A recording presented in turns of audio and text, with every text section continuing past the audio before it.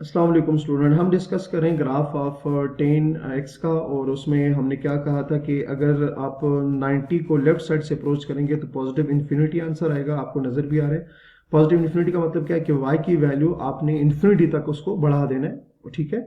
और फिर हमारे पास क्या है कि अगर लेफ्ट साइड से अप्रोच करें, सॉरी राइट साइड से अप्रोच करें, -90 + 0 करें, तो मतलब राइट साइड से अगर उसको हम देखें तो माइनस इन्फिनिटी आएगा। इसका मतलब क्या है कि आपने इस वैल्यू को नेगेटिव, y की नेगेटिव साइड पे आपने इसको इस तरह से इंक्रीज कर देना है, ठीक है।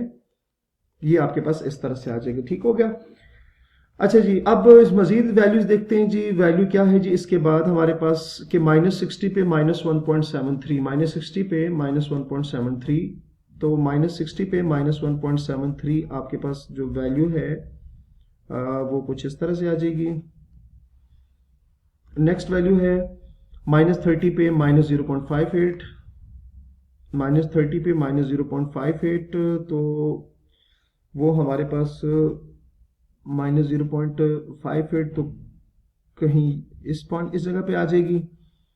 नेक्स्ट वैल्यू है 0 पे, अगेन क्या आ जाएगी हमारे पास, 0 आ जाएगी, क्योंकि -30 के बाद अगली वैल्यू क्या है, 0 है। तो 0 पे हमारे पास जो वैल्यू है वो आ जाएगी 0 पे, ठीक है। ये हमारे पास 0 आ जाएगी, ये पॉइंट आ गया। नेक्स्ट वैल्यू है कि 30 पे 0.58, 30 पे, ये 30 है, उस पर 0.58, तो ऑलमोस्ट यहाँ बना देंगे। 60 पे देख लेते हैं जी। 60 पे हमारे पास आ रही है 1.73, 60 पे आ रही है 1.73, तो यहाँ बनेगी। अच्छा, अब अगेन 90 पे आपको पता है इन्फिनिटी आएगा, तो पहले लेफ्ट देखेंगे फिर राइट देखेंगे। लेफ्ट साइड से इन्फिनिटी का क्या मतलब है कि अगर हम लेफ्ट साइड को अप्रोच करें तो पॉजिटिव इन्फिनिटी आएगा। क्या आएगा? पॉजिटिव इन्फिनिटी आएगा।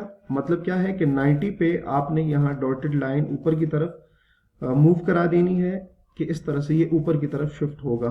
और राइट साइड से अगर इसको देखेंगे तो ये नीचे की तरफ वो जो लाइन है वो आएगी, ठीक हो गया।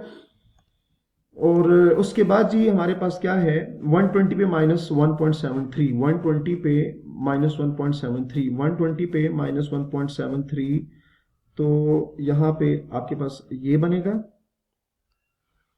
नेक्स्ट पॉइंट है जी 150 पे -0.58, तो वो यहाँ बन जाएगा। और 180 पे स्टूडेंट हमारे पास अगेन क्या आ जाएगा, 0 आ जाएगा, तो 180 पे ये 0 आ जाएगा, ठीक है। अच्छा, अब हमने क्या करनी है, ये लाइन जो है, ये पॉइंट जो है आप आपस में ज्वाइन करना। अच्छा, हम जब इधर से कर रहे थे, अगर आपको अभी आपने देखा होगा, जब इसको हम इस तरह से ज्वाइन करेंगे तो जब हमने 90 को -90 को लेफ्ट से अप्रोच किया था तो आंसर पॉजिटिव इन्फिनिटी आया था। पॉजिटिव इन्फिनिटी का मतलब क्या है कि ये जो ग्राफ है ये ऊपर की तरफ इनफाइनाइटली मूव करना स्टार्ट हो जाएगा और इंक्रीज होता जाएगा, ठीक है। आप देख सकते हैं किस क्वाड्रेंट में है, हमने ये बात पहले भी कर चुके हैं कि अगर आपके पास वैल्यू जो है, मतलब जो x की एंगल आप पुट करेंगे, अगर वो -90 को लेफ्ट से अप्रोच करेगा तो हमारा जो ग्राफ होगा वो सेकंड क्वाड्रेंट में इनडेफिनेटली इंक्रीज करेगा, तो ये वही बात है। और जब हमने राइट साइड से अप्रोच किया था, अगर आप देखें, जब हमने -π/2 को या -90 को राइट साइड से अप्रोच किया था, जो हमारा ग्राफ था वो -इन्फिनिटी की तरफ इनडेफिनेटली चला जाएगा। तो उसका मतलब क्या है कि हमारे पास वो जो ग्राफ है वो कुछ इस तरह से होगा, यहां से इस तरह से आ रहा होगा, यहां से इस तरह से मूव करेगा, यहां जाएगा, अगेन 90 की तरफ जाएगा, और 90 को जब हम लेफ्ट साइड से अप्रोच करेंगे तो अगेन वो क्या करेगा, फर्स्ट क्वाड्रेंट में इनडेफिनेटली इंक्रीज करेगा। ये भी हम बात कर चुके हैं। जब राइट साइड से अप्रोच करेंगे तो ग्राफ कुछ इस तरह से आ रहा होगा, यहां से ये आपके पास ये आ जाएगा, ठीक हो गया। तो स्टूडेंट ये हमारे पास जो ग्राफ आया है ये है हमारे पास कंप्लीट फॉर्म ऑफ द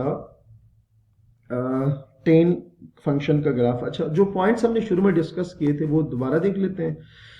अच्छा, हमने कहा था कि जो अगर x जो है +90 या -90, पहले 90 को डिस्कस कर लेते हैं। अगर -90 होगा तो हमारा जो ग्राफ है वो इन्फिनिटी की तरफ अप्रोच करेगा। फिर हमने कहा था कि when x approaches to π/2 from the left, π/2, तो हमारा जो ग्राफ है वो इंक्रीज करेगा फर्स्ट क्वाड्रेंट में। क्या है, π/2 लेफ्ट साइड से अप्रोच करेगा। ये 90 लेफ्ट साइड से अप्रोच करें तो हमारा जो ग्राफ है वो फर्स्ट क्वाड्रेंट में इनफाइनाइटली इनडेफिनेटली क्या करेगा, इंक्रीज होगा। उसके बाद हमने कहा कि अगर x π/2 जो है उसको राइट साइड से अप्रोच करें तो टेन जो हमारा ग्राफ है वो फोर्थ क्वाड्रेंट में इंक्रीज करेगा। तो अगर देखें राइट साइड से इधर से इसको अप्रोच करें तो आप देख सकते हैं ग्राफ जो है वो यहाँ पर इंक्रीज करे फोर्थ क्वाड्रेंट में। ठीक हो गया, ये फोर्थ क्वाड्रेंट आ गया। फिर नेगेटिव की तरफ आ जाते हैं और नेगेटिव के लिए भी आपको पॉइंट्स लिखवाए थे। नेगेटिव के लिए क्या होगा, अगर -π/2 को लेफ्ट से अप्रोच करेंगे तो हमारा ग्राफ है सेकंड क्वाड्रेंट में इंक्रीज करेगा। तो -π/2 को ये देख सकते हैं, -π/2 को जब लेफ्ट साइड से अप्रोच करते हैं हमारा ग्राफ है सेकंड क्वाड्रेंट में इंक्रीज करता है, इनडेफिनेटली इंक्रीज करता है। और राइट साइड से जब उसको इम्प्रूव जब राइट साइड से अगर पॉइंट देखें, अगर -π/2 को राइट साइड से हम अप्रोच करेंगे तो हमारा जो 10x का ग्राफ है वो थर्ड क्वाड्रेंट में इनडेफिनेटली इंक्रीज करेगा, कुछ इस तरह से। बात समझ आ रही है? तो ये जो आपको ग्राफ नजर आ रहा है स्टूडेंट, ये हमारे पास है complete form of the 10x का ग्राफ होगा।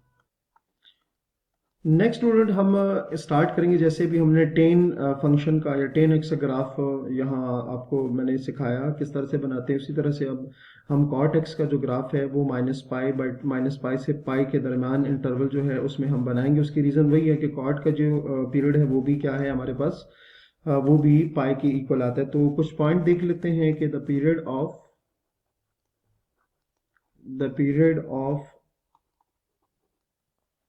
द कोटेंजेंट, कॉट को कोटेंजेंट भी कहते हैं। Cotangent function is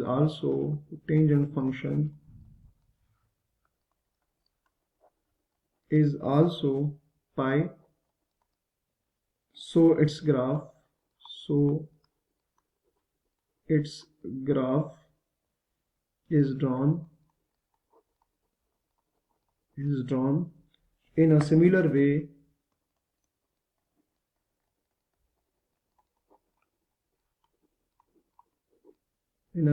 way of tangent graph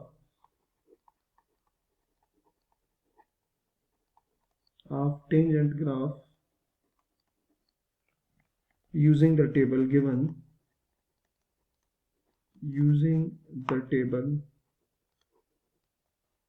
given below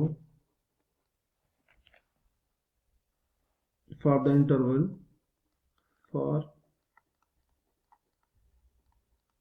the interval from -180 to 180 degrees और -π to π रेडियन। ठीक है, तो इसमें भी हमारे पास वही बात हमने यहाँ पे लिखी है कि जो कॉट का पीरियड होता है वो भी आपके पास क्या होता है, पाई होता है। तो जो सेम हमने प्रोसेस 10 के लिए हमने वैल्यूज पुट की है -π से π के दरमियान, तो कॉट के लिए भी हम उसी तरह से ग्राफ बनाएंगे। और ग्राफ बनाने के लिए हम क्या करेंगे, एक टेबल जो हमें चाहिए होगा। सो इंशाल्लाह वो हम नेक्स्ट लेक्चर में बनाएंगे। तो अपना बहुत सारा ख्याल रखिएगा। अल्लाह हाफिज।